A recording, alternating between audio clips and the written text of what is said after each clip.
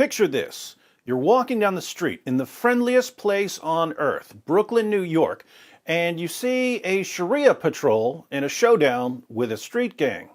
Whose side are you on?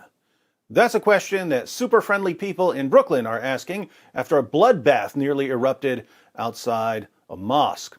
The Clarion Project has the best summary of what happened. Story of the week, more interesting than impeachment. Let's read it. Members of New York's Muslim Patrol recently became embroiled in a near-explosive altercation outside the Masjid Taqwa in Brooklyn with members of the Bloods, a notoriously violent gang. I believe that Masjid Taqwa is the mosque of Siraj Wahhaj. 3 of his kids have been locked up on terrorism charges, so you can probably guess what's being taught at his mosque. The Muslim Patrol gained international attention in the fall of 2018 after several of its patrol cars, which look like New York Police Department cars, were spotted in Brooklyn and Staten Island. Imagine one of these cars rolling up on you. Bad boys, what you gonna do? Or what you gonna do when they come for you? Bad boys, what you gonna do? Or what you gonna do when they come for you? The Bloods are a violent African-American street gang known for trafficking drugs and guns. This criminal organization has made national headlines with targeted assassinations, drive-by shootings, and deadly gun battles with law enforcement. On December 10th, a verbal altercation began in the evening when a teenage boy allegedly disrespected a Muslim woman outside the Brooklyn Mosque on Fulton Street. The boy did not touch the woman, bystanders say, but did speak to her. So, a teenager somehow insulted a Muslim woman outside the mosque. A Muslim patrol member grabbed the teen by the collar and threw him against the gate of the Masjid Taqwa, a local mosque. While the boy was pressed firmly against the fence, the Muslim patrol member held him by the neck and lectured him. That MCP, Muslim Community Patrol officer, snatched that boy up, one witness said. He grabbed him by the collar and threw him up against the gate and held onto him by the neck area. Probably pretty standard behavior for the Muslim Community Patrol, but this wasn't just any teenager. They grabbed the wrong kid this time. After the rebuke, the boy complained to his father, who happens to be a senior member of the local Bloods. The father rallied 6 other Blood members to join him and went to Masjid Taqwa, where at least one Blood member brandished a weapon. One of them was strapped, a witness said of a Blood member who had a firearm. He raised his jacket and flashed that gun. Those dudes came out there to shoot up that masjid. The father, he wanted to mess that MCP officer up. According to the witness, the father said to the Muslim patrol officer, "Dude, I'm going to bust in your censored mouth if you ever put your hands on my child again." The situation escalated after the Muslim patrol member called for backup. He got on his walkie-talkie and called for backup. Soon, several Muslim patrol cars arrived with sirens screaming and lights flashing. Notice, he didn't call the cops. He called for his fellow Muslim Community Patrol officers who showed up in their fake police cars. Bad boys, what you gonna do? Or what you gonna do when they come for you? Bad boys, what you gonna do? Or what you gonna do when they come for you? Witnesses reported mutual shouting as the Bloods confronted the original Muslim patrol member, who was quickly shoved into the mosque by his comrades to protect him. Why would he need protecting? He had the entire Muslim Community Patrol with him. I guess they're only brave when they're roughing up teenagers. It was going to be something big out there, one witness said. The Bloods were shouting, "You all are running around here playing like you're the real police." Fair point. "You all want to put your hands on these little kids? We don't give a censored about your masjid. Censored your masjid."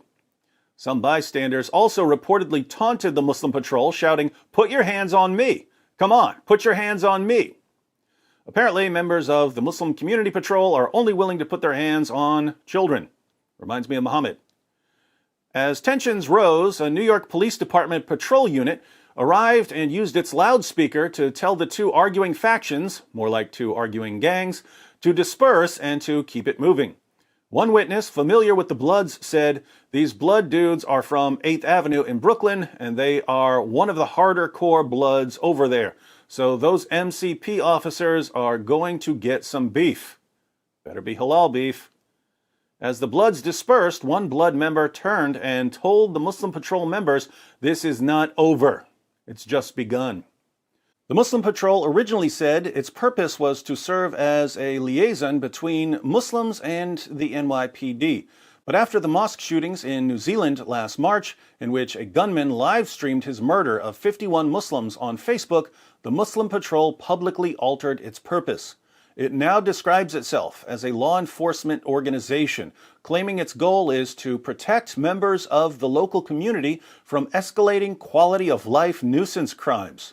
Yet bullying and gangster-like tactics have been reported by locals in areas where the patrol operates, creating a backlash against the self-described civilian patrol organization. So, a teenager insulted a Muslim woman.